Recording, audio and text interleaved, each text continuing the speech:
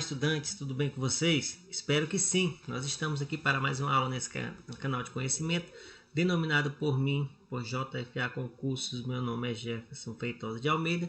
Se você está chegando até aqui, com certeza pretende fazer concursos para o nosso estado. Se você é daqui, você vai fazer para o seu estado. Se você é de outro estado, você vai estar querendo fazer concurso aqui e está sendo cobrado no edital História do Acre, tá bom?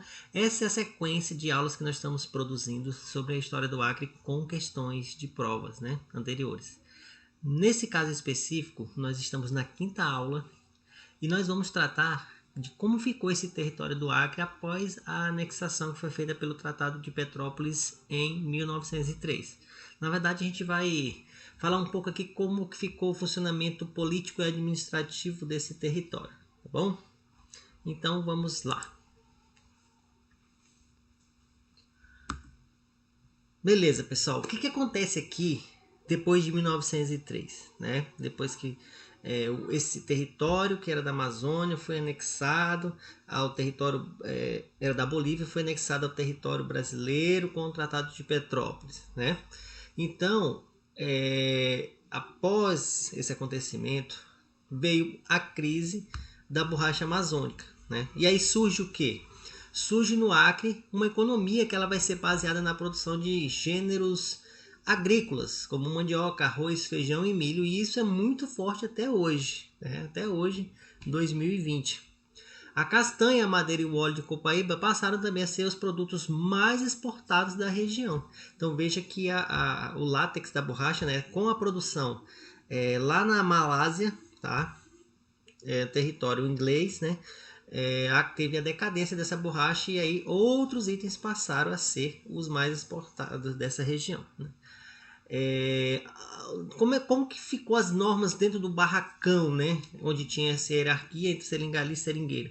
Então essas normas que eram muito rígidas, elas passaram a se tornar mais flexíveis.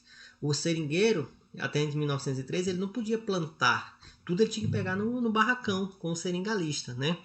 E aí o seringueiro passou a ter essa autonomia de plantar e negociar livremente com o regatão.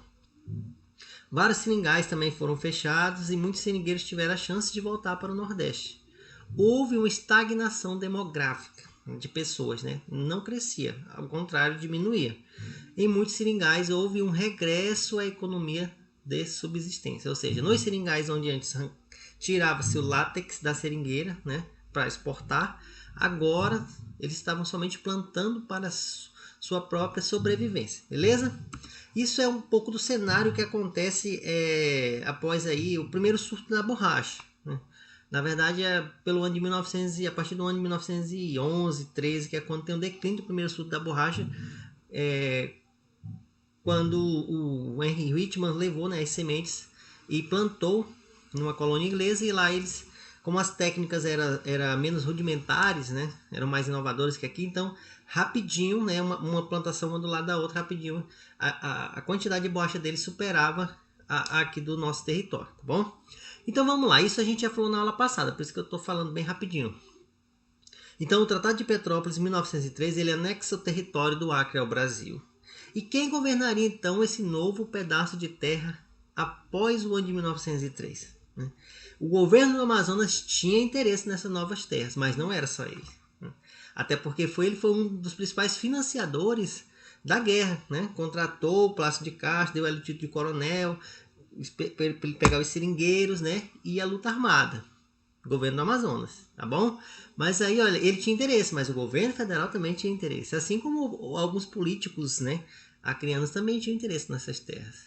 E aí, pessoal, com base nessa quase briga, o Congresso Nacional, no ano de 1904, um ano após a anexação desse território ao Brasil, através do decreto 1181, autorizou o governo federal, que era Rodrigues Alves, a administrar o Acre, derrotando assim os interesses do governo do Amazonas e de alguns políticos acreanos que queriam administrar aqui, que viam como condições favoráveis de ganhar dinheiro. Ok, pessoal. Então, pelo decreto do Poder Executivo de número 5.188 de 1904, o Acre ele passou-se a ser um território do Brasil. Até antes ele não era terra de ninguém praticamente, né? Pertencia à Bolívia, como a gente viu.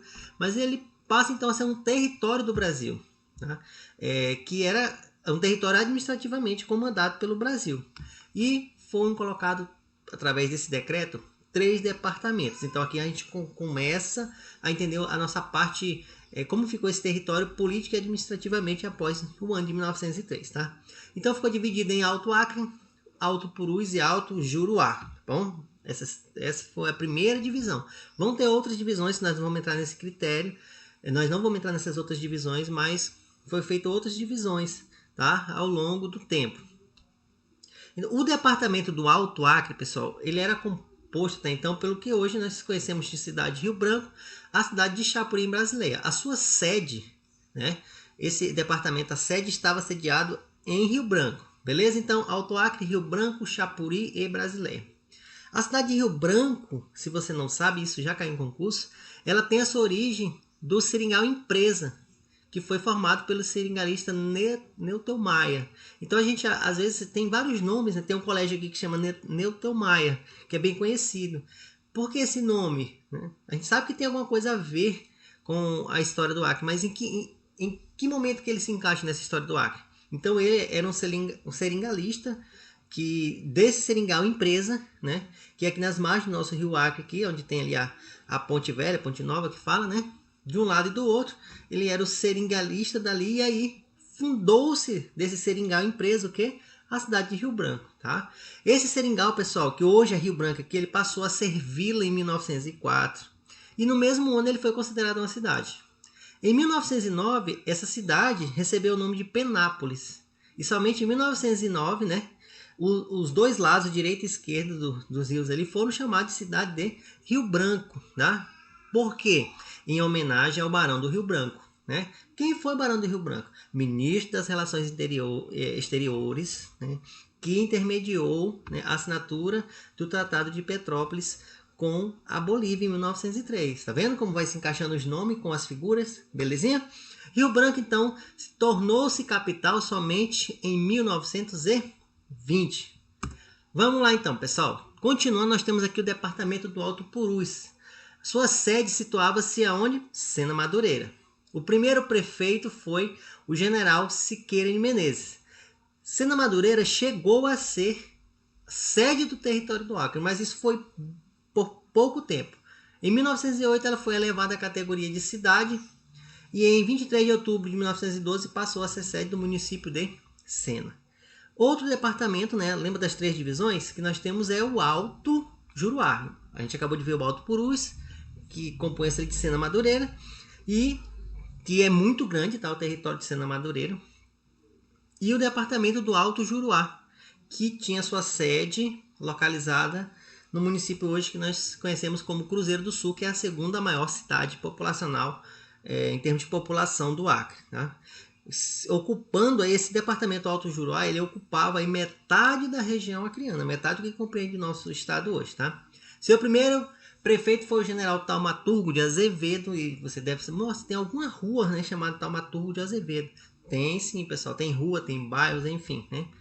O Alto Juruá, ele era controlado por quem? Por ricos seringalistas que organizavam um movimento para elevar o Acre à categoria de estado. Então já se pensava em elevar, até porque, a gente vai ver daqui a pouco, como nós éramos um território administrativamente, um território federal, né, comandado pelo então governo federal, então ele que nomeava os interventores, quem era, né, as pessoas que iam comandar cada município desse. Beleza? Então isso a gente vai ver que lá na frente tem até um embate, né? Porque o dinheiro que o governo federal mandava era pouco, mas em contrapartida ele pegava, muito dinheiro que saía da borracha, tá bom? Então em 1906, Cruzeiro do Sul foi considerado o quê? Uma cidade, belezinha? Então olha só, encaminhando já para o final dessa aula, porque a ideia é que a gente entendesse só como ficou a parte política administrativa desse território após 1903, tá bom? Então, cada departamento recebia, em média, anualmente do governo federal, 200 contos de réis para investir em obras públicas, que era considerado, uma miséria para manter essa região, né? E aí, como essa era uma quantia muito pequena, o governo federal ele ganhava enorme quantidade de dinheiro referente aos impostos que cobrava da produção da borracha, e ele enriquecia muito, enquanto que o nosso estado, né, ele ficava empobrecido, tá bom? Os prefeitos dos departamentos, eles eram indicados pelo presidente do Brasil. Esse galo hoje tá demais, ó. Os prefeitos dos departamentos, eles eram indicados por quem? Pelo presidente do Brasil, né? O povo acreano não tinha o direito de eleger os seus representantes. Esses prefeitos, eles vinham geralmente de outro estado, eles não compunham aqui o nosso território, eles vinham de outro estado para comandar. E eles eram bastante ditadores, né? Até mesmo na justiça que existia, né? nos fóruns, tinha um juiz em cada departamento desse. E esses juízes eles estavam ligados a uma sede central que era no Amazonas, né? Como se fosse um sistema de hierarquia, né? Existia um juiz para cada departamento, mas eles estavam ligados lá ao governo do Amazonas, uma sede do governo do Amazonas. Então, até a justiça aqui, esses prefeitos, eles barravam muitas decisões, muitas ações. E, assim, eles eram bastante autocráticos, assim. Beleza? Então, assim, pessoal, essa aula era uma aula bem simples para que a gente pudesse entender como ficou essa questão da divisão política e administrativa do Estado, mas tem algumas coisas interessantes que vocês viram aí, que Rio Branco já foi chamado de cidade de Penópolis, né, antes de virar Rio Branco. Enfim, essa divisão política e administrativa como um todo. E aí, a partir da próxima aula, a gente vai entrar num assunto que cai bastante em prova, que é o segundo ciclo da borracha, que tem a ver com o ano de 1939 até 45, Segunda Guerra Mundial. É isso aí, fique com Deus, um abraço no vosso... Um aperto de mão bem forte, um abraço em vocês e até a próxima. Ai, que burro, dá 0 pra ele.